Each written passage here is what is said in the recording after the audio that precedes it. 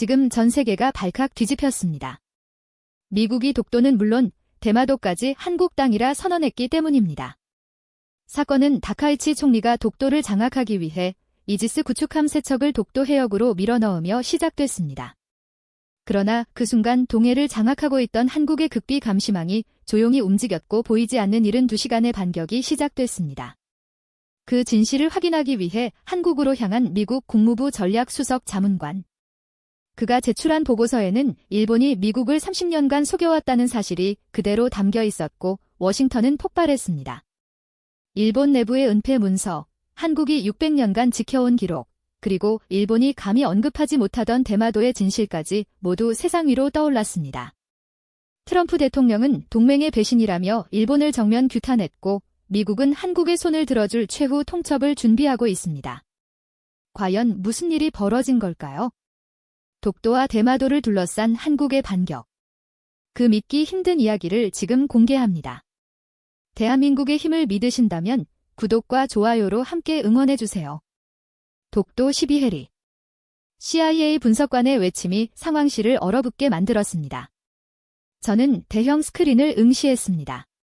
실시간 위성 영상 속 일본 이지스 구축함 3척이 독도를 향해 움직이고 있었기 때문입니다. 붉은 점이 한국영해 12해리 안쪽으로 천천히 그러나 분명하게 파고들고 있었습니다. 국무부 상황실의 공기가 차갑게 식어내리는 것이 느껴졌습니다.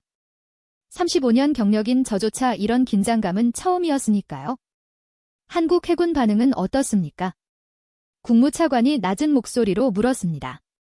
분석관이 천천히 고개를 저으며 대답했습니다. 없습니다. 6시간째 아무 움직임도 포착되지 않고 있습니다. 이상했습니다. 평소 같으면 한국 해군이 즉각 출동했어야 정상입니다. 독도는 이미 한국이 실효 지배 중인 섬이니까요. 그런데 6시간째 아무 반응이 없다는 것은 뭔가 잘못됐다는 신호였습니다. 저는 스크린 속 독도라는 글자를 바라보며 잠시 숨을 멈췄습니다. 그 이름이 제 가슴 한편을 아주 작게 흔들었습니다. 1951년 제 할아버지 윌리엄 스톤 중령은 한국 전쟁 중 이 바다 인근에서 전사했으니까요. 하지만 그 기억을 재빨리 밀어냈습니다. 지금은 개인적 감정을 드러낼 때가 아니었습니다. 2시간 후 백악관 상황실. 트럼프 대통령과 국무장관, 국방장관, 합참의장이 모두 참석했습니다. 합참의장이 대형 지도 위 독도를 손으로 가리켰고 붉은 점들이 화면 가득 확대됐습니다. 일본 해상자위대 이지스 구축함 3척이 현재 이 위치에 있습니다. 한국영해 12해리 인근입니다. 트럼프 대통령이 테이블을 손가락으로 두드렸습니다. 그의 표정이 굳어 있었습니다. 한국은 대체 뭐 하고 있나? 자기 땅 앞에 일본 군함이 왔는데 합참회장이 고개를 저으며 답했습니다. 12시간째 공식 대응도 군사적 움직임도 전혀 없습니다. 이례적인 상황입니다. 저는 그 순간 이상한 불안감을 느꼈죠. 한국이 왜 가만히 있는 건지 도저히 이해할 수 없었으니까요. 이건 단순한 해상 시위가 아니었습니다. 누군가 한국을 테스트하고 있었고 한국은 침묵으로 일관하고 있었죠. 회의가 끝난 후는 사무실로 돌아왔습니다. 책상 위에는 3일 전 일본 외무성이 각국 정부에 보낸 300페이지 분량의 문서가 놓여 있었어요. 독도가 일본 땅이라는 역사적 국제법적 근거가 빼곡하게 정리돼 있었죠. 17세기 지도 국제법 해석, 어업 기록, 각국 전문가들의 의견까지 정교하게 담겨 있었습니다. 저는 그 문서를 천천히 다시 펼쳤어요. 솔직히 말하면 현재 제시된 문서만 놓고 보면 일본 논리가 훨씬 더 탄탄해 보였거든요. 한국이 감정적으로만 대응하면 국제 여론에서 진다는 위기감이 백악관 전체를 감싸고 있었습니다. 저는 페이지를 하나씩 넘기다가 90페이지에서 손을 멈췄습니다. 모서리에 희미한 수정 흔적이 눈에 들어왔죠. 잉크 색깔이 미묘하게 달랐어요. 마치 중요한 문장을 지우고 다른 잉크로 더 쓴 것처럼 보였습니다. 저는 잠시 그 부분을 확대해서 보려다가 고개를 저었죠. 설마 일본이 이런 수준의 조작을 할 리가 없지 않나? 저는 그냥 넘겨버렸습니다. 잠깐 흔들린 의심을 억지로 눌러버렸어요.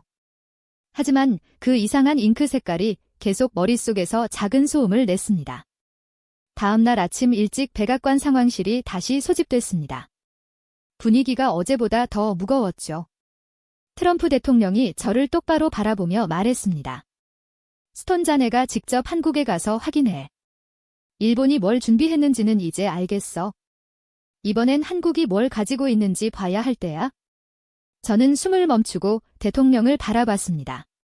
그리고 말이야, 자네 할아버지가 독도 인근에서 전사하셨지. 개인적으로 힘들겠지만 그래서 오히려 더 공정하게 볼 수 있을 거야. 그 한마디가 제 가슴을 강하게 쳤습니다. 할아버지 이야기가 갑자기 튀어나올 줄 몰랐죠. 아버지는 평생 한국에 대해 냉소적으로 말했습니다. 감정에 휘둘리지 말라고 늘 강조했죠. 저는 그 말을 믿으며 자랐어요. 알겠습니다. 대통령님. 저는 최대한 침착하게 대답했습니다. 하지만 제 손은 떨리고 있었죠. 그날 밤 저는 집에서 짐을 쌌습니다. 가방 안에는 서류들과 함께 할아버지의 낡은 수첩도 넣었어요. 그 안에는 할아버지가 남긴 글귀가 적혀 있었죠. 한국은 명예로운 땅이다라는 문장이었습니다. 저는 그 말을 한참 바라봤어요. 지금까지 한 번도 믿어본 적 없는 문장이었죠. 비행기 티켓을 확인했습니다. 인천행 12시간 후 출발이었어요. 저는 창밖을 바라봤습니다. 워싱턴의 밤하늘은 고요했지만 제 마음속은 전혀 고요하지 않았죠. 독도 주변을 스쳐 지나가는 붉은 점 의세개가 상황실의 공기를 비정상적으로 차갑게 만들었던 그 순간이 계속 떠올랐으니까요. 다음 날 새벽 저는 덜레스 공항으로 향했습니다. 출국장을 지나며 저는 생각했죠.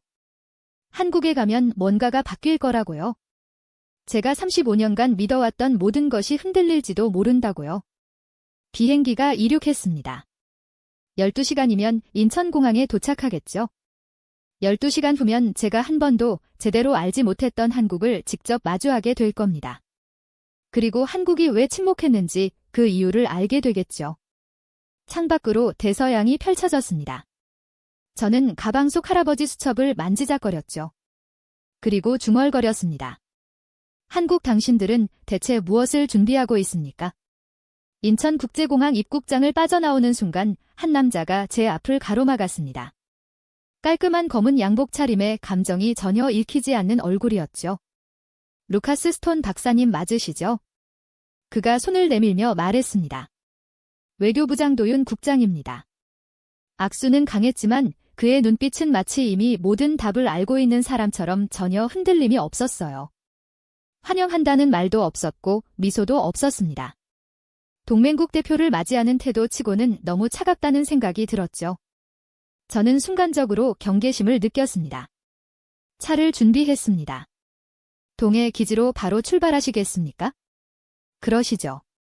저는 짧게 대답하며 그를 따라갔습니다. 주차장에는 검은 세단이 대기하고 있었고 우리는 말없이 차에 올랐어요. 차가 공항을 빠져나와 고속도로 진입하자 서울 외곽의 풍경이 창밖으로 펼쳐졌죠. 거대한 아파트 숲, 빠르게 지나가는 도로 표지판, 평화로워 보이는 일상들이었습니다. 하지만 제 머릿속은 전혀 평화롭지 않았어요. 서울 시내를 완전히 벗어나자 저는 더 이상 참을 수 없었습니다. 국장님, 지금 일본 구축함세척이 독도 인근까지 와 있지 않습니까? 독도는 국제적으로도 한국 영토로 인정된 섬인데 왜 한국은 아직 아무 대응도 하지 않고 있습니까? 제 목소리에는 약간의 조급함이 섞여 있었습니다. 장도윤 국장이 천천히 저를 바라봤어요. 그리고 아주 짧게 마치 칼로 자르듯 대답했죠. 우리는 이미 대응하고 있습니다. 박사님도 곧 보시게 될 겁니다. 그게 무슨 말씀입니까? 어떤 대응을 하고 계신 겁니까? 저는 다시 물었습니다. 하지만 그는 더 이상 말을 하지 않았어요. 그냥 창밖을 바라볼 뿐이었죠. 저는 답답함과 동시에 이상한 찜찜함을 느꼈습니다. 이건 외교관이 말을 아끼는 수준이 아니었어요. 뭔가 큰 걸 숨기고 있는 사람의 태도였습니다. 차 안은 긴 침묵으로 가득 찼습니다. 저는 창밖을 바라보며 생각했죠. 도대체 한국은 무엇을 준비하고 있는 거지? 왜 이렇게 자신 있는 거야? 2시간을 달려 동해 안에 도착했습니다. 거대한 철문이 보였고 그 위에 해군 제1함대 사령부라는 표지판이 걸려 있었어요. 경비병들이 차량을 세우고 신분을 확인했습니다. 그들의 움직임은 기계처럼 정확했죠. 첫 번째 건문을 통과하자 또 다른 건문이 나타났습니다. 출입 통제, 다중 보안문, 금속 감지, 출입카드 인증까지 보안 수준이 미군 기지보다 더 철저했어요. 저는 점점 긴장하기 시작했습니다. 이건 제가 알던 한국 해군 기지의 규모가 절대 아니었거든요. 차가 지하로 내려가기 시작했습니다. 엘리베이터를 타고 계속 아래로 내려갔죠. B1, B2, B3, 층수 표시가 B5까지 내려가자 저는 속으로 중얼거렸습니다. 대체 얼마나 깊이 파내려간 거야? 마침내 엘리베이터 문이 열렸습니다. 그 순간 제 눈앞에 펼쳐진 광경에 저는 말을 잃었어요. 축구장 3개를 합쳐놓은 것 같은 거대한 지하 작전 통제실이었습니다. 천장까지 이어진 대형 스크린들, 수십 명의 실무진들이 모니터 앞에 앉아 있었고 중앙에는 3D 홀로그램 테이블이 빛나고 있었죠. 루카스 박사님 환영합니다. 해군 대령 한 명이 저를 맞이했습니다. 그의 계급장에는 서강민이라는 이름표가 달려 있었어요. 서강민 대령입니다. 먼저 동해의 진짜 상황을 보여드리겠습니다. 그가 손짓하자 중앙에 거대한 3D 스크린이 켜졌습니다. 그 순간 저는 완전히 얼어붙었어요.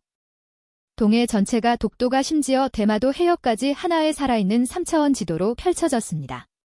빨간 점은 일본 함정, 파란 점은 한국 함정, 초록 점은 기타 국가 선박이었죠. 각 점 위에는 함정 이름, 톤수, 속도, 방향, 심지어 엔진 가동 상태까지 실시간으로 표시되고 있었습니다. 이건 저는 입을 다물지 못했습니다. 이 시스템은 제가 워싱턴에서 봤던 미 해군 통합감시 시스템보다 훨씬 더 정교했거든요. 수중 잠수함 위치까지 3D로 표시되고 있었어요. 서강민 대령이 스크린을 가리키며 차분하게 말했습니다. 일본은 지금까지 이 해보의 대부분을 우리에게 의존해왔습니다. 안보 협력이라는 이름 아래요. 무슨 말씀이십니까? 제가 급하게 물었습니다. 독도 주변뿐 아니라 대마도 해역까지 포함한 동해. 전체 감시 데이터의 60% 이상이 한국 시스템에서 나갔습니다. 일본이 국제회의에서 자랑하던 해역 감시 능력의 절반 이상이 사실은 우리 센서, 우리 위성, 우리 기술이었던 겁니다. 저는 머리를 한 대 얻어맞은 기분이었습니다. 일본이 자국 기술인 양 발표했던 그 모든 자료들이 실제로는 한국 데이터였다는 말인가요? 그런데 3일 전부터 우리는 일본에 대한 모든 데이터 제공을 중단했습니다. 서강민 대령의 목소리가 더 낮아졌습니다. 지금 독도 주변에 배치된 일본 구축함 3척 보이시죠? 그들은 지금 자기들이 어디를 보고 있는지조차 제대로 모릅니다. 우리는 그들이 엔진을 켜는 순간부터 레이더를 돌리는 각도까지 전부 압니다. 하지만 일본은 우리가 어디 있는지 뭘 하고 있는지 아무것도 모르죠. 그 말의 무게가 천천히 제 머릿속으로 스며들었습니다. 한국의 12시간 침묵은 무능이 아니었습니다. 완벽하게 준비된 감시망 속에서 여유를 부리고 있었던 거예요. 스크린이 확대됐습니다. 이번엔 대마도 해협이었어요. 그곳에도 파란색 센서망이 거미줄처럼 촘촘하게 펼쳐져 있었습니다. 일본 에너지 수송선의 92%가 이 해협을 통과합니다. 하루 평균 120척 이상이죠. 서강민 대령이 화면 속 선박들을 손가락으로 가리켰습니다. 우리는 이 해협을 24시간 감시합니다. 모든 선박의 움직임을 압니다. 저는 그 순간 깨달았습니다. 한국은 일본의 목줄이 어디 있는지 정확히 알고 있다는 거려. 그리고 이미 그걸 손에 쥐고 있다는 거려. 하지만 지금껏 한 번도 그걸 사용하지 않았습니다. 그 사실이 오히려 더 충격적이었죠. 장도윤 국장이 제 옆에서 조용히 말했습니다. 일본은 우리 기술을 자기 것인 양 써왔습니다. 동맹국 회의에서도 국제 브리핑에서도요. 우리가 침묵한 이유는 준비가 안 돼서가 아닙니다. 이미 모든 준비가 끝났기 때문입니다. 저는 3D 스크린을 멍하니 바라봤습니다. 독도와 대마도 사이의 바다가 살아 움직이고 있었어요. 그곳은 더 이상 파란 물결이 아니라 수천 개의 데이터가 흐르는 하나의 거대한 네트워크였습니다. 일본이 자국력 감시 능력을 자랑하던 그 모든 브리핑이 이방 한가운데서 조용히 무너지고 있었습니다. 저는 그제야 이해했습니다. 한국은 흔들리는 게 아니라 흔들릴 이유가 전혀 없었던 겁니다. 세장 이쪽으로 오시죠. 서강민 대령이 작전실을 벗어나 복도를 따라 걸었습니다. 저는 그를 따라가며 주변을 둘러봤어요. 복도 양쪽으로 수십 개의 작전실이 보였고 각 방마다 수십 명의 실무진들이 모니터를 응시하고 있었습니다. 이 기지의 규모는 제 상상을 완전히 뛰어넘고 있었죠. 우리는 엘리베이터를 타고 다시 지상으로 올라왔습니다. 밖으로 나가자 짙은 바닷바람이 얼굴을 때렸어요. 그리고 제 눈앞에 거대한 검은 선체가 나타났습니다. KDDX 구축함입니다. 서강민 대령이 말했습니다. 저는 그 배를 올려다 봤습니다. 선체 표면이 빛을 완전히 빨아들이고 있었어요. 무반사 타일이 수면처럼 매끄럽게 이어져 있었죠.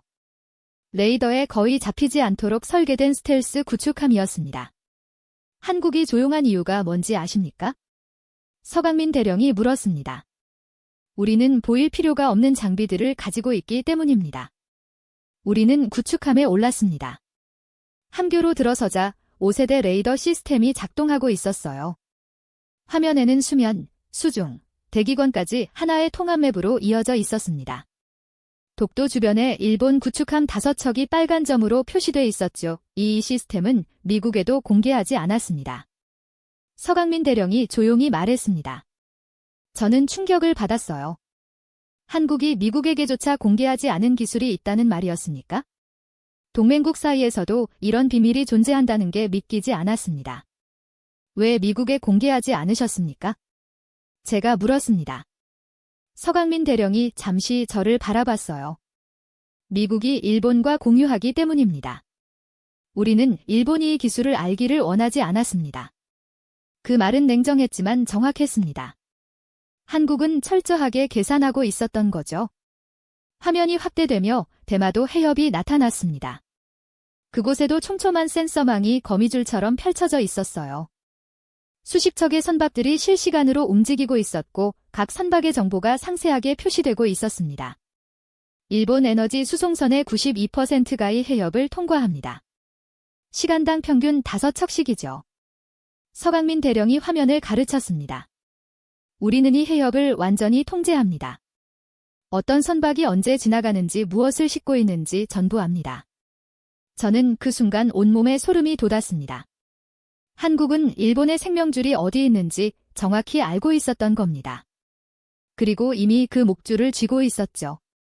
하지만 지금까지 한 번도 그걸 조이지 않았습니다. 만약 한국이 이 해협을 봉쇄한다면 어떻게 됩니까? 제가 조심스럽게 물었습니다. 서강민 대령이 짧게 웃었어요. 일본 경제는 72시간 안에 마비됩니다. 하지만 우리는 그런 선택을 하지 않을 겁니다. 우리는 일본을 파괴하려는 게 아니라 진실을 지키려는 것뿐이니까요. 그 말투는 위협이 아니라 확신이었습니다. 한국은 힘을 가지고 있지만 함부로 쓰지 않는 나라였던 거죠. 이제 잠수함 도크를 보시겠습니까? 서강민 대령이 물었습니다. 저는 고개를 끄덕였어요. 우리는 구축함에서 내려와 기지 반대편으로 이동했습니다. 거대한 철문이 열리며 지하 잠수함 도크가 나타났죠. 그 안에는 고래급 잠수함이 검은 선체를 드러내고 있었습니다. 이 잠수함은 일본 소하에 절대 잡히지 않습니다. 수중에서 2주간 잠행이 가능하죠. 서강민 대령이 설명했습니다. 저는 그 검은 선체를 바라봤어요. 도크 천장에서 금속성 공명음이 울렸고 잠수함 내부의 철제 냄새와 바다 냄새가 섞여졌습니다. 그 순간 오래된 기억 하나가 제 머릿속을 스쳤어요. 할아버지 윌리엄 스톤 중령이 마지막으로 교전했던 해역이 바로 이 근처였습니다. 1951년 독도 인근에서요. 저는 잠시 눈을 감았습니다. 할아버지가 남긴 글귀가 떠올랐죠. 한국은 명예로운 땅이다. 그 말이 처음으로 현실처럼 다가오기 시작했습니다. 작전실로 돌아왔을 때 장도윤 국장이 저를 기다리고 있었습니다. 일본 구축함들이 왜 움직임이 둔난지 아십니까? 그가 물었습니다. 저는 고개를 저었죠. 한국의 데이터를 잃은 일본은 실제로 독도 주변 해역을 제대로 볼 수 없습니다. 그들의 레이더는 작동하고 있지만 분석할 기준 데이터가 없는 겁니다. 서강민 대령이 스크린을 가르쳤습니다. 한국은 지금 침묵하고 있지만 그 침묵 속에서 일본 함정 한 척 한 척의 엔진 진동 패턴까지 분석하고 있습니다. 그들이 어디로 가려는지 무엇을 하려는지 우리는 그들보다 먼저 압니다. 저는 스스로를 조이는 각성감을 느꼈습니다. 한국은 지금 놀고 있는 게 아니었어요. 적을 완전히 투명하게 보고 있었던 겁니다. 일본은 30년간 우리 기술을 자기 것인 양 썼습니다. 장도윤 국장이 차갑게 말했습니다. 동맹국 회의에서도 국제안보포럼에서도요. 그들은 한국 센서로 얻은 정보를 일본 해상자위대의 우수한 감시 능력이라고 발표했습니다. 우리는 그걸 알면서도 참았습니다. 하지만 이제는 아닙니다.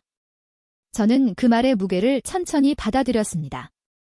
일본이 국제 무대에서 자랑하던 모든 것이 사실은 한국 기술 위에 세워진 허상이었다는 말이었죠. 박사님, 미국은 어느 편에 서실 겁니까? 장도윤 국장이 저를 똑바로 바라보며 물었습니다. 저는 대답할 수 없었습니다. 35년간 저는 일본의 기술은 가장 정교하고 한국은 그저 감정적이라고 믿어왔거든요. 하지만 지금 제 눈앞에서 벌어지는 건 그 반대였습니다. 한국은 감정적이지 않았습니다. 철저하게 준비하고 냉정하게 실행하고 있었죠. 반면 일본은 30년간 거짓 위에서 있었던 겁니다. 저는 창밖을 바라봤습니다. 동해의 파도가 검은 구축함을 치고 있었어요. 그 바다 어딘가에서 할아버지가 전사했고 아버지는 그 바다를 원망했습니다. 하지만 지금 저는 깨닫기 시작했어요. 진실은 우리 가족이 믿어왔던 것과 달랐을지도 모른다고요. 서울 호텔로 돌아온 그날 밤 저는 TV를 켰습니다. NHK 뉴스가 긴급 속보를 내보내고 있었죠. 일본 총리 다카이치가 단상에서 있었습니다. 그녀의 목소리는 차갑고 선명했어요. 한국은 국제사회를 속였습니다. 독도는 역사적으로 국제법적으로 일본의 고유 영토입니다. 한국이 대응하지 못하는 이유는 그들도 진실을 알고 있기 때문입니다. 저는 화면을 바라보며 긴장했습니다. 이건 단순한 외교 발언이 아니었거든요. 한국의 침몰을 한국의 약점으로 몰아가는 이미지 조작이었죠. 국제 여론전의 시작이었습니다. 다음 날 아침 상황은 더 악화됐습니다. 한국 정부 주요 사이트들이 동시다발적으로 마비됐다는 뉴스가 나왔어요. 대규모 트래픽 공격이었죠. CNN은 즉시 한국 정부 사이트 해킹 공격 받아라는 속보를 내보냈습니다. 제 휴대폰이 울렸습니다. 백악관 국가안 보좌관이었죠. 루카스 일본이 본격적으로 움직이기 시작했네. 사이버 공격, 언론 공세까지 동원하고 있어. 한국 측 반응은 어떤가? 아직 공식 대응은 없습니다. 제가 대답했습니다. 일본이 먼저 치고 나가는 구도네. 72시간 안에 국제 여론이 결정될 거야. 한국이 계속 침묵하면 불리해질 거라고 전해주게. 전화가 끊겼습니다. 저는 창밖을 바라봤어요. 일본의 전략이 명확하게 보이기 시작했습니다. 정면 대응으로는 승산이 없으니 비대칭 압박으로 나온 거죠. 사이버 공격, 언론 공세, 외교 압박을 동시에 진행하는 겁니다. 역시 일본은 정교해. 계산된 움직임이야. 저는 속으로 중얼거렸습니다. 아버지가 평생 말했던 그대로였죠. 오후가 되자 더 심각한 뉴스가 들려왔습니다. 독도 진입 직전 해역에서 일본 초계기가 한국 에너지 운반선 위로 적공 비행을 했다는 겁니다. 일본 해상보청은 경고 방송까지 반복했죠. 이 해역은 일본이 관할하는 수역입니다. 즉시 침를 변경하십시오. 이건 일본의 명백한 도발이었습니다. 저는 긴장하며 한국의 대응을 기다렸어요. 하지만 한국은 여전히 침묵했습니다. 한국 정말 대응 못하는 건가? 아니면 대응 안 하는 건가? 제 머릿속이 복잡해졌습니다. 해군 기지에서 봤던 그 정교한 시스템이 떠올랐거든요. 그런 준비를 해놓고 가만히 있을 리 없다는 생각과 하지만 지금 일본의 공세가 너무 강력해서 대응 못하는 거 아니냐는 의심이 동시에 들었죠. 저녁 무렵 일본 언론들이 총동원됐습니다. NHK, 아사히, 요미리가 모두 같은 메시지를 반복했어요. 한국의 기록은 조작. 독도는 일본 땅이라는 프레임을 전 세계로 퍼뜨리고 있었습니다. 일본이 준비한 300페이지 문서 파편들이 CNN, BBC, 로이터를 통해 확산되고 있었죠. 저는 책상 앞에 앉아 일본 외무성이 각국 대사들을 긴급 소집했다는 보고서를 읽고 있었습니다. 일본은 미국과 유럽 주요 대사들에게 한국의 기록은 조작, 독도는 일본 영토라는 메시지를 다시 주입하고 있었어요. 완벽해. 일본의 초기 우세 확보 전략이 정확하게 작동하고 있어. 저는 감탄하면서도 불편한 기분이 들었습니다. 아버지의 일기 한 구절이 다시 떠올랐죠. 한국은 위기 때 흔들린다. 일본은 냉정하게 기다리며 반격한다. 저는 호텔 책상 서랍에서 아버지가 남긴 낡은 수첩을 꺼냈습니다. 그 문장을 다시 읽었죠. 지금 벌어지는 일본의 패턴이 너무 정확히 맞아떨어졌습니다. 아버지, 당신이 옳았던 건가요? 다음 날 새벽 NHK가 또다시 긴급 속보를 냈습니다. 화면에 붉은 자막이 떴습니다. 일본 정부 대마도 해협 군사 자산 배치 강화 발표. 다카이치 총리가 단상에 섰습니다. 한국의 무책임한 침묵과 조작된 역사 주장은 일본의 해상 안보를 심각하게 위협하고 있습니다. 우리는 대마도 해협 방어를 대폭 강화하겠습니다. 저는 그 순간 의자에서 벌떡 일어났습니다. 대마도, 일본이 대마도 카드를 꺼냈어. 이건 엄청난 수였습니다. 대마도는 국제적으로 일본 영토로 지정된 섬이죠. 일본이 자국 영토 방어를 강화한다는 건 국제사회가 정당하다고 볼 수밖에 없는 명분이었어요. 한국은 이에 대해 공식 항의할 근거가 약해집니다. 완벽해. 일본이 외교전의 룰을 완전히 바꿨어. 한국의 약점을 정확히 찔렀어.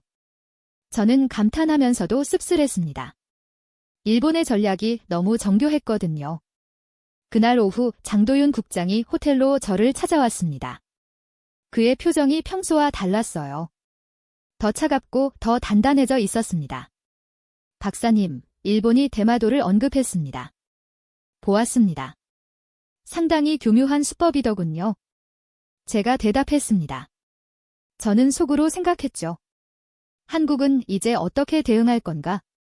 대마도는 국제법상 일본 땅인데 장도윤 국장이 천천히 고개를 끄덕이며 말했습니다. 그렇다면 우리도 그 카드를 꺼낼 때가 왔다는 뜻입니다. 무슨 말씀이십니까? 저는 의아해하며 물었습니다.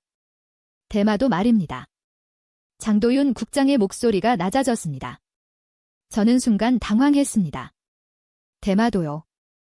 그건 일본 영토인데 한국이 무슨 카드를 가지고 있다는 말인가요? 대마도는 국제적으로 일본 영토로 지정된 서입니까? 제가 조심스럽게 물었습니다. 장도윤 국장의 입가에 차가운 미소가 스쳤어요. 맞습니다. 지금은 그렇죠. 하지만 박사님 처음부터 그랬던 적은 단 한 번도 없습니다.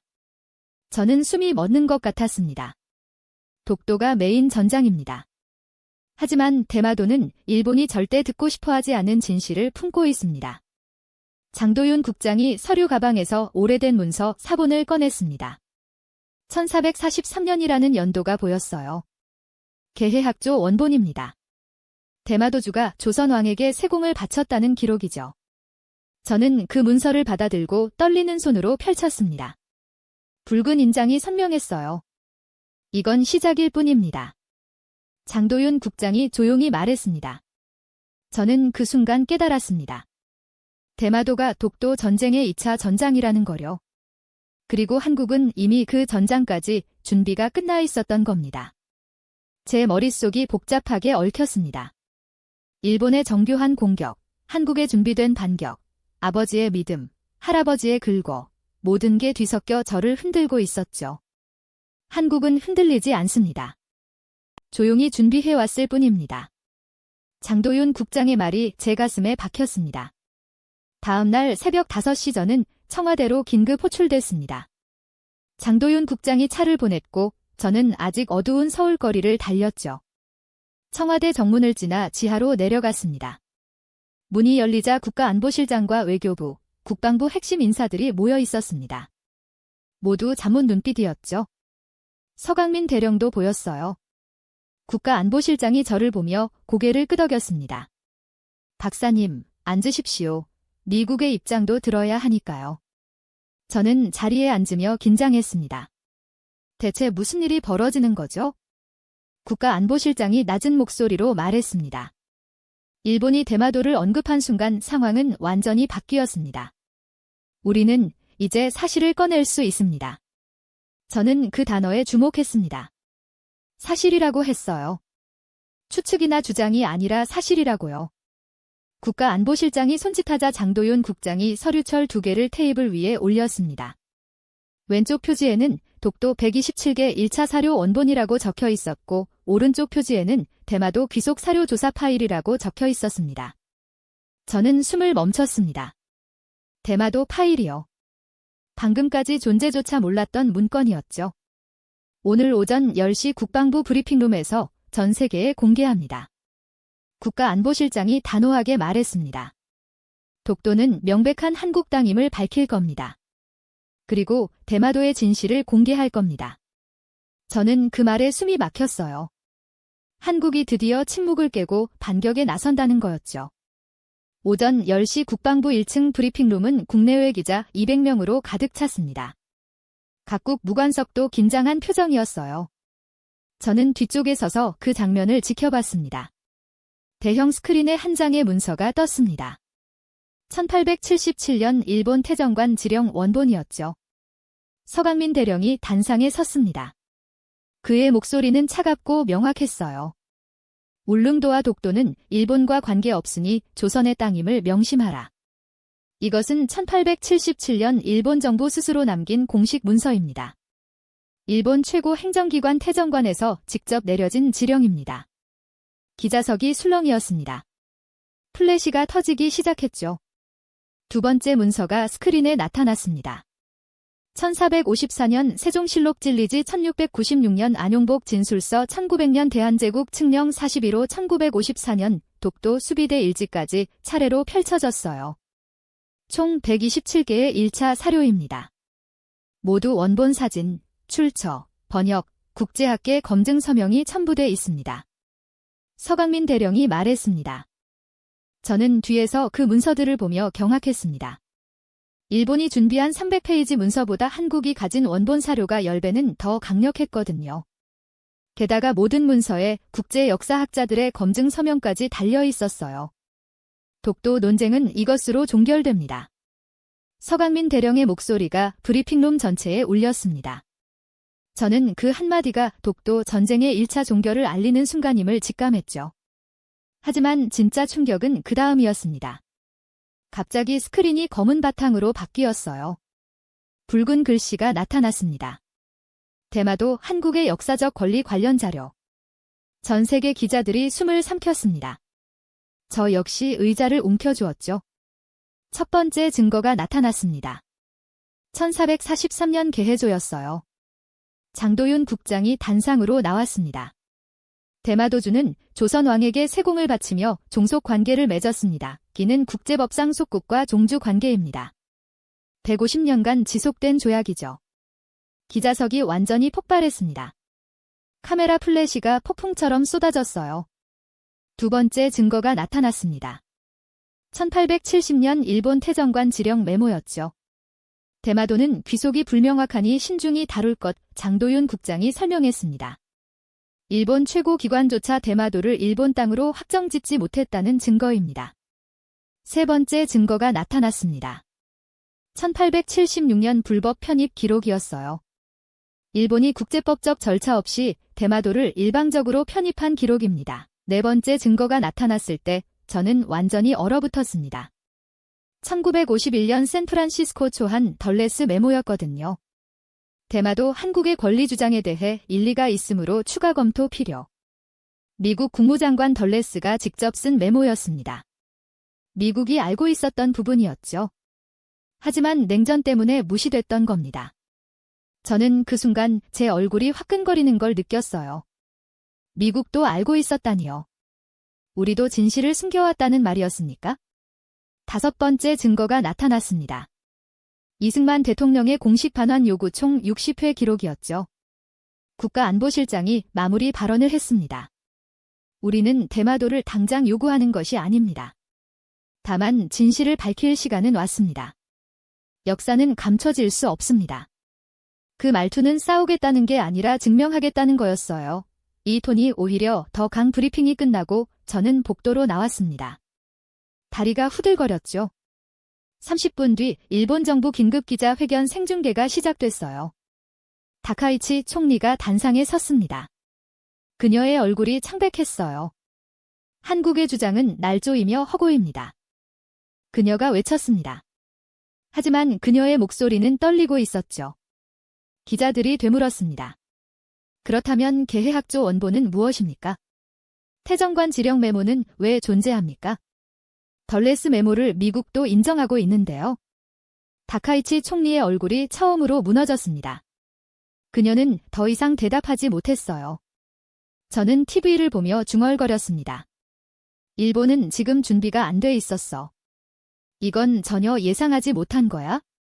그날 밤 저는 혼자 서울 밤거리를 걸었습니다. 할아버지 윌리엄 스톤이 남긴 글귀가 떠올랐어요. 한국은 명예로운 땅이다. 그 말이 이제야 진실이었음을 깨달았습니다. 할아버지만이 진실을 보고 있었던 거죠. 저는 하늘을 올려다봤습니다. 서울의 밤하늘은 맑았어요.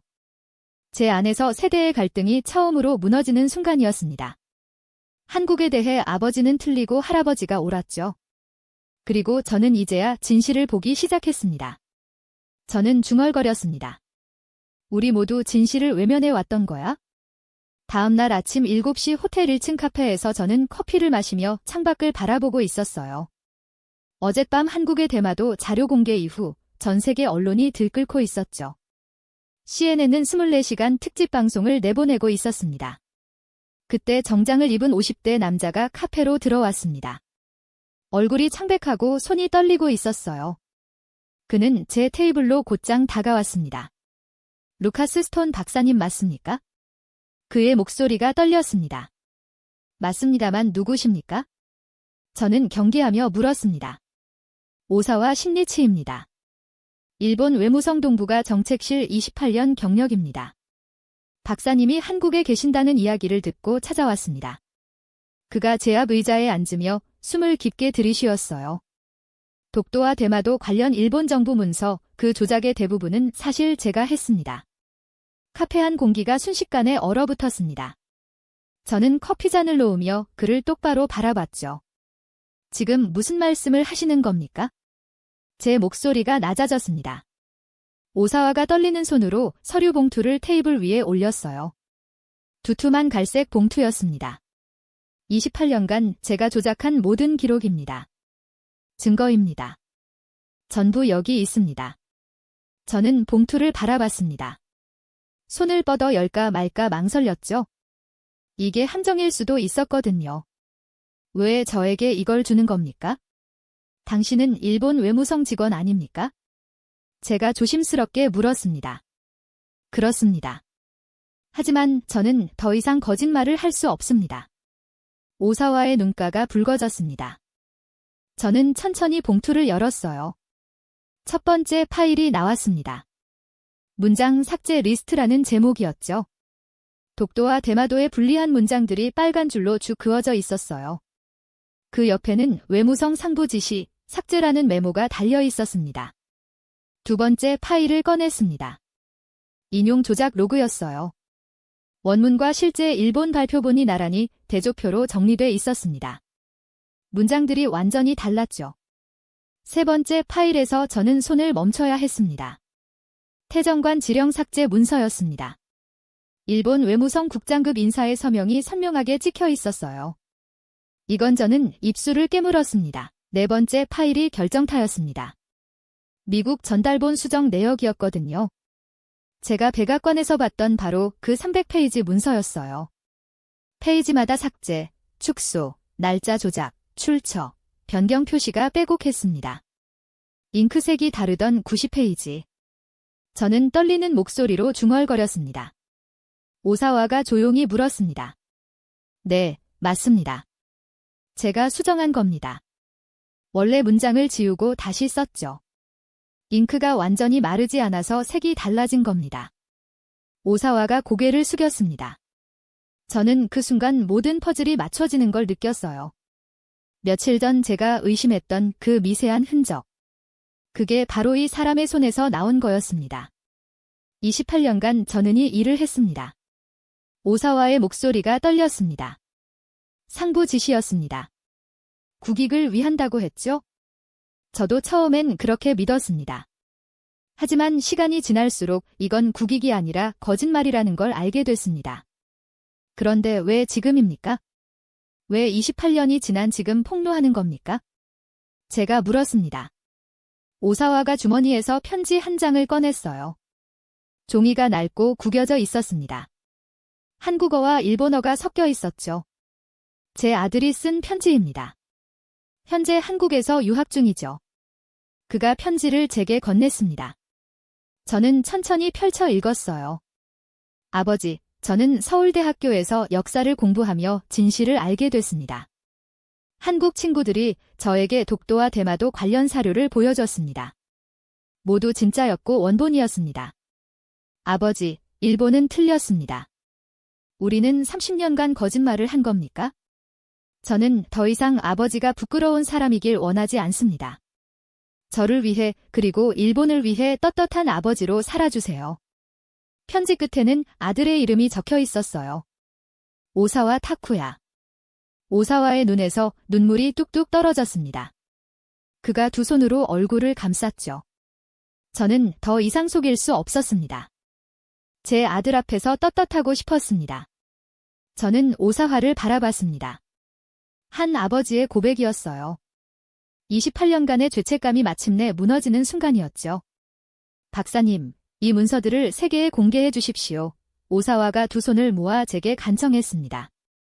저는 제 죄를 갚겠습니다. 감옥에 가도 좋습니다. 하지만 진실만은 밝혀져야 합니다. 저는 그 순간 결단을 내렸습니다. 한국 정부에 함께 가시겠습니까? 제가 물었습니다. 예, 그리고 기자회견도 하겠습니다. 전 세계 앞에서 제가 한 일을 고백하겠습니다. 오사와가 떨리는 목소리로 대답했습니다. 저는 즉시 장도윤 국장에게 전화를 걸었어요. 국장님, 지금 당장 만나야 합니다. 일본 외무성 내부 문서 전부 가져왔습니다. 담당자가 직접 왔습니다. 네, 박사님, 30분 안에 외교부로 오십시오. 장도윤 국장의 목소리가 긴장했습니다. 1시간 후 외교부 지하회의실에서 오사와의 문서 검증이 시작됐습니다. 서강민 대령과 실무진들이 모든 파일을 하나하나 검토했죠. 1시간 반이 지났습니다. 이거 전부 진본입니다. 서강민 대령이 조용히 말했습니다. 회의실이 순간 정적에 휩싸였어요.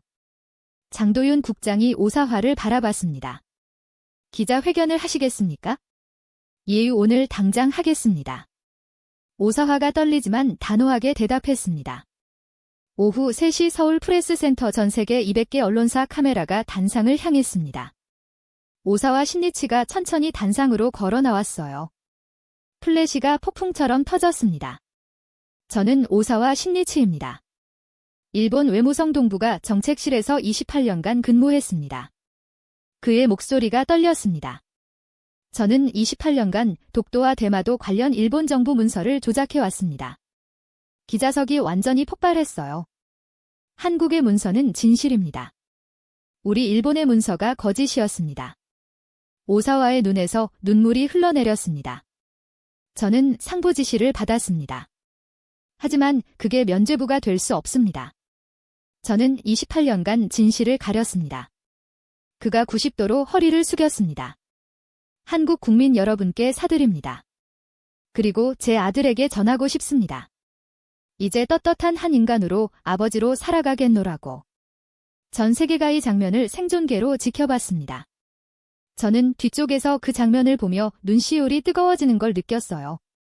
한 아버지의 용기가 30년 거짓을 무너뜨리고 있었습니다. 그날 밤 도쿄에서는 12만 명이 총리 관저 앞에 모였습니다. 진실을 밝혀라. 외무성 해체하라는 플래카드가 하늘을 뒤덮었죠. 저는 호텔 TV로 그 장면을 보며 중얼거렸습니다. 진실은 국경을 넘어서는구나. 오사와의 기자회견이 끝난 지 6시간 후 도쿄 전역이 뒤집히기 시작했습니다. 저는 호텔방에서 TV를 켜고 그 광경을 지켜보고 있었어요. 시부야 교차로에 인파가 몰려들고 있었습니다. 처음엔 몇백 명이었는데 1시간도 안 돼서 5만 명으로 불어났죠. 총리 관저 앞은 더 심각했습니다. 12만 명이 넘는 시민들이 거리를 가득 메우고 있었어요. 30년간 우리를 속였다. 외무성을 해체하라. 진실을 밝혀라. 플래카드가 하늘을 뒤덮었고 함성이 도쿄 전체를 흔들고 있었습니다. 오사카, 후쿠오카, 나고야까지 일본 전역이 들끓고 있었어요. 저는 소파에 앉아 화면을 멍하니 바라봤습니다. 이건 단순한 시위가 아니었거든요. 국가 신뢰가 뿌리째 흔들리고 있었죠. 일본 국민들이 30년간 믿어왔던 모든 것이 거짓이었다는 충격, 그 분노가 거리로 쏟아져 나오고 있었습니다. 일본이 이렇게 무너질 줄은 정말 몰랐어. 저는 중얼거리며 커피잔을 들었지만 손이 떨려서 제대로 마실 수가 없었어요. 다음 날 오전 10시 도쿄 총리관저에서 긴급 기자회견이 열렸습니다. 다카이치 총리가 천천히 단상으로 걸어 나왔어요. 그녀의 얼굴은 어제와 완전히 달랐습니다. 눈 아래 다크서클이 짙게 깔려 있었고 입술색이 창백했으며 손이 눈에 띄게 떨리고 있었죠. 국민 여러분. 그녀가 간신히 입을 열었습니다. 목소리에 힘이 전혀 없었어요. 한국의 주장은 일부 조작된 문서를 기반으로 한 것이며 기자 한 명이 벌떡 일어서며 소리쳤습니다. 총리님, 그 조작은 일본 외무성에서 했습니다. 오사와 신니치가 어제 전 세계 앞에서 28년간 직접 조작했다고 고백했습니다. 증거도 전부 공개됐습니다. 다카이치 총리의 얼굴이 순식간에 하얗게 질렸습니다. 눈동자가 흔들렸고 입술이 파르르 떨렸어요. 그녀는 몇 초간 아무 말도 하지 못했습니다. 우리 정부가 국민 여러분께 정확한 정보를 제공하지 못했습니다. 그녀의 목소리가 완전히 갈라졌습니다. 카메라 앞에서 일본 총리가 무너지고 있었죠. 저는 깊은 책임을 통감합니다. 그리고 그녀는 90도로 허리를 깊이 숙였습니다. 카메라 플래시가 폭풍처럼 터져나왔고 전 세계가 그 장면을 생중계로 지켜봤어요. 저는 그 장면을 보며 가슴이 철렁 내려앉는 걸 느꼈습니다. 일본 총리가 생방송 카메라 앞에서 완전히 무너지고 있었거든요. 이건 한 개인의 몰락이 아니라 국가 전체의 신뢰가 붕괴되는 순간이었습니다. 다음 날 아침 더 충격적인 뉴스가 전 세계를 강타했습니다. 니케이 지수가 개장 30분 만에 21% 폭락했어요. 1997년 아시아 금융위기 이후 최대 낙폭이었습니다. 엔화 가치는 달러당 13%나 급락했고 일본 5대 대기업 시가총액이 단 하루 만에 110조 원이 증발해버렸죠. CNN 앵커가 심각한 표정으로 긴급 속보를 전했습니다. 일본 역사 조작 스캔들로 국가 신뢰 완전 붕괴. 경제 시스템 전체가 패닉 상태에 빠졌습니다. 블룸버그는 더 직설적이었어요. 일본 30년 거짓말의 대가를 혹독하게 치르고 있다. 투자자들이 일본 시장에서 대규모 자금을 회수 중. 저는 호텔방 소파에 앉아 그 뉴스들을 하나하나 보며 아버지의 말을 떠올렸습니다. 지금 제 눈앞에서 무너지고 있는 건 바로 그 안정적인 일본이었습니다. 반대로 한국은 127개의 1차 사료를 준비하고 국제학자 검증까지 받으며 정확한 타이밍에 진실을 공개했죠. 실제로 신뢰를 지키고 있던 나라는 한국이었던 겁니다. 그날 오후 제 휴대폰이 울렸습니다. 백악관 국가안 보좌관이었어요. 루카스 즉시 워싱턴으로 복고하게 트럼프 대통령이 긴급 소집했어. 24시간 안에 도착해야 해. 무슨 일입니까? 동아시아 전략 전면 재검토야. 70년 외교 정책을 완전히 다시 짠다. 서둘러 전화가 끊겼습니다. 24시간 후는 플로리다 마러라고에서 있었습니다. 트럼프 대통령의 개인 별장이었죠. 국방장관, 국무장관, CIA 국장, 합참의장까지 미국 안보 핵심 인사들이 전부 모여 있었어요. 트럼프 대통령이 테이블을 손으로 탁탁 두드리며 낮은 목소리로 말했습니다. 일본이 30년간 우리를 완전히 속였어. 독도 문서도 조작, 대마도 역사도 조작, 심지어 해양 감시 기술도 한국 거 훔쳐다가 자기 기술이라고 우리한테 보고했어. 이건 동맹 배신이야.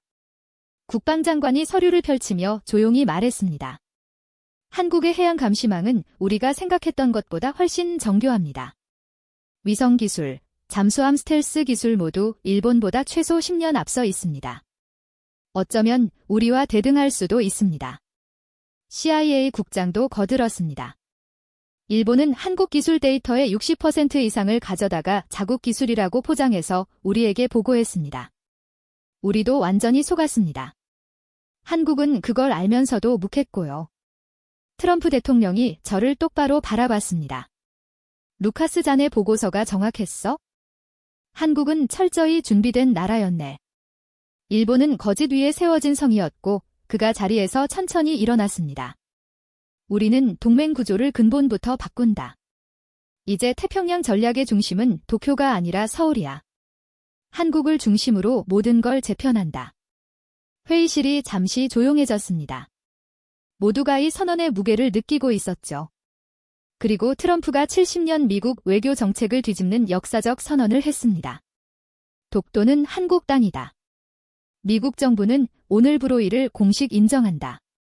저는 그 순간 심장이 멎는 듯 했습니다. 1951년 이후 70년간 유지됐던 미국의 중립 입장이 완전히 뒤집히는 순간이었거든요. 그날 밤 워싱턴 호텔방으로 돌아온 저는 가방에서 할아버지 사진을 꺼냈습니다. 윌리엄 스톤 중력. 1951년 한국 전쟁 중 독도 인근에서 전사하셨죠. 저는 그 사진을 가슴에 꼭 안았습니다. 눈물이 주르륵 흘러내렸어요. 할아버지, 당신만이 진실을 보고 계셨군요. 우리 가족 중 누구보다도. 아버지도 몰랐고 저도 몰랐지만 당신만은 알고 계셨어요. 아버지는 평생 한국을 의심했고 저 역시 그렇게 자라왔습니다. 하지만 할아버지는 달랐어요. 1951년 그 바다에서 할아버지가 직접 목격한 한국은 진짜였던 겁니다. 다음 날 아침 더 놀라운 뉴스가 전 세계를 충격에 빠뜨렸습니다. 한국 정부가 긴급 대국민 성명을 발표했거든요. 대한민국 정부는 일본의 현재 경제적 어려움을 이용하지 않을 것임을 선명합니다. 이웃이 힘들 때 함께하는 것이 우리의 방식입니다. 우리는 일본 정부의 긴급 통화 스와프 300억 달러를 제안합니다. 저는 그 뉴스를 보고 완전히 얼어붙었어요. 일본은 한국에게 30년간 거짓말했습니다. 문서를 조작하고 도발하고 국제 무대에서 한국을 깎아내렸죠. 그런데 한국은 무너지는 일본에게 손을 내밀고 있었던 겁니다.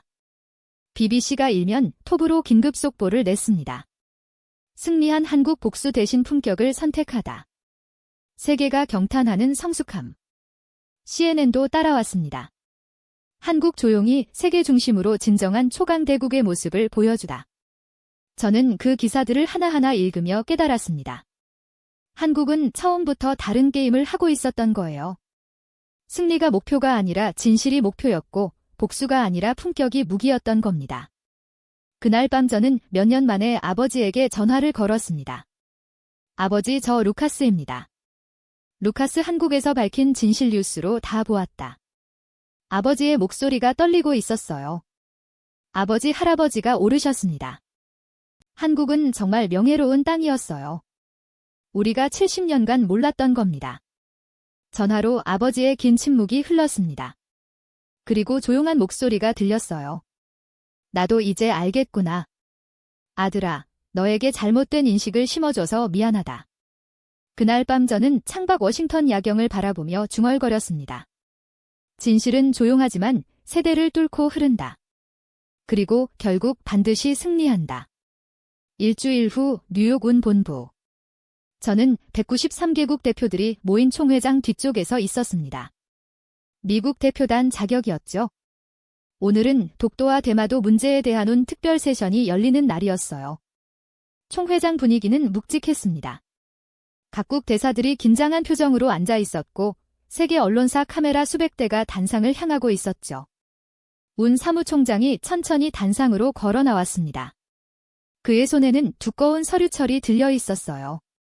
존경하는 회원국 대표 여러분, 오늘 우리는 역사적 결정을 발표하게 됐습니다. 그가 마이크 앞에서 멈춰섰습니다. 지난 3주간 온 국제사법위원회와 역사검증위원회는 독도 관련 모든 자료를 검토했습니다. 한국이 제출한 127개 1차 사료, 일본이 제출한 300페이지 문서, 그리고 일본 외무성 내부 고발자 오사와 신니치의 증언까지 전부 검증했습니다. 대형 스크린의 문서들이 하나씩 나타나기 시작했습니다. 1877년 일본 태정관 지령, 1454년 세종실록 진리지, 1900년 대한제국 침명호. 결론은 명백합니다. 사무총장이 또박또박 말했습니다. 독도는 역사적으로 국제법적으로 대한민국의 고유 영토임을 유해는 공식 인정합니다. 총회장이 순간 조용해졌다가 박수가 터져나왔습니다. 187개국 대표들이 일어서서 박수를 쳤어요. 저도 모르게 박수를 치고 있었습니다. 하지만 사무총장은 거기서 멈추지 않았습니다. 그리고 대마도 문제에 대해서도 발표하겠습니다. 총회장이 다시 조용해졌습니다. 모두가 숨을 죽였죠. 대마도는 역사적 귀속 논란이 명백히 존재함을 유해는 인정합니다. 1443년 개해악조, 1870년 일본 태정관 메모, 1951년 샌프란시스코 조약스 메모 등 다수의 증거 가이를 뒷받침합니다. 일본 대표단의 얼굴이 창백해졌습니다. 따라서 유는 한국과 일본 양국이 대마도 역사적 귀속 문제에 대해 역사 검증 협의를 진행할 것을 권고합니다. 이 발표는 대마도가 단순한 일본 영토가 아니라 역사적 논란이 있는 지역임을 국제사회가 공식 인정한다는 의미였습니다. 엄청난 결정이었죠. 한국 대표단이 조용히 하지만 단단하게 고개를 끄덕였습니다. 세계가 박수를 보냈어요. 회의가 끝난 후는 혼자 유 본부 밖으로 나왔습니다. 뉴욕의 차가운 바람이 얼굴을 스쳤어요. 저는 하늘을 올려다봤습니다. 할아버지 70년이 걸렸지만 진실이 승리했습니다. 이틀 후 저는 인천공항에 다시 내렸습니다. 하지만 이번엔 다른 목적이었어요. 한국 정부의 공식 초청을 받았거든요. 장도윤 국장이 저를 맞이했습니다. 이번에는 그의 얼굴에 미소가 있었어요. 박사님, 오늘 특별한 곳으로 모시겠습니다. 어디입니까? 독도입니다. 제 심장이 쿵하고 뛰었습니다. 독도요. 제가 독도를 간다는 말입니까? 다음날 새벽 저는 헬기에 올랐습니다. 동해 상공을 2시간 가까이 날았죠. 창밖으로 푸른 바다가 끝없이 펼쳐져 있었어요. 그리고 드디어 작은 섬 2개가 보이기 시작했습니다. 독도였어요. 8기가 천천히 고도를 낮추며 착륙했습니다. 문이 열리자 짙은 바닷바람이 얼굴을 때렸어요. 저는 천천히 내려와 독도 땅을 밟았습니다. 경비대원들이 경례를 했고 저는 그들을 지나 섬중앙으로 걸어갔습니다. 그곳에는 새로 세워진 기념비가 서 있었어요. 검은 화강암으로 만든 비석이었습니다. 그 위에 새겨진 글꼴을 읽는 순간 저는 눈물을 참을 수 없었어요. 대한민국 독도 70년의 인내 진실의 승리 품격의 증명. 그 아래 작은 글씨로 이렇게 적혀 있었습니다. 윌리엄 스톤 중년과 한국 전쟁 참전 유엔 용사들을 영원히 기억하며 저는 그 자리에서 무릎을 꿇었습니다. 손으로 비석을 쓰다듬으며 중얼거렸죠. 할아버지 당신이 지킨 이 나라가 70년 후에도 당신을 기억하고 있습니다. 당신이 남긴 그 말 한국은 명예로운 땅이다는 진실이었습니다. 눈물이 뺨을 타고 주르륵 흘러내렸습니다. 바닷바람이 그 눈물을 식혀주었어요. 장도윤 국장이 제 옆에 조용히 섰습니다. 박사님의 할아버지는 이 땅을 위해 싸우셨습니다. 우리는 그 은혜를 절대 잊지 않습니다. 저는 고개를 끄덕이며 일어섰습니다. 다음 날 저는 청와대로 초청받았습니다. 한국 대통령이 직접 만나고 싶다고 하셨거든요. 집무실 문이 열렸고 대통령이 따뜻한 미소로 저를 맞이했습니다. 루카스 박사님 환영합니다. 앉으시죠. 우리는 마주 앉았습니다. 대통령이 먼저 말씀하셨습니다. 박사님의 할아버지 윌리엄 스톤 중령님은 1951년 땅을 지키기 위해 목숨을 바치셨습니다. 대한민국은 그 희생을 영원히 기억할 것입니다. 감사합니다, 대통령님. 제 목소리는 떨렸습니다. 오랫동안 저는 한국을 오해했습니다. 제 아버지도 그랬고 저 역시 그렇게 자라왔습니다. 하지만 이번에 모든 것을 보고 깨달았습니다. 한국은 기억하는 나라였습니다. 대통령이 고개를 끄덕이며 조용히 말씀하셨습니다. 우리는 증명하는 나라입니다, 박사님. 말보다 행동으로, 주장보다 증거로, 감정보다 진실로 증명합니다. 70년이 걸렸지만 우리는 해냈습니다. 그날 저녁 저는 서울방에서 세계 뉴스를 지켜봤습니다. CNN 헤드라인이 떠 있었습니다.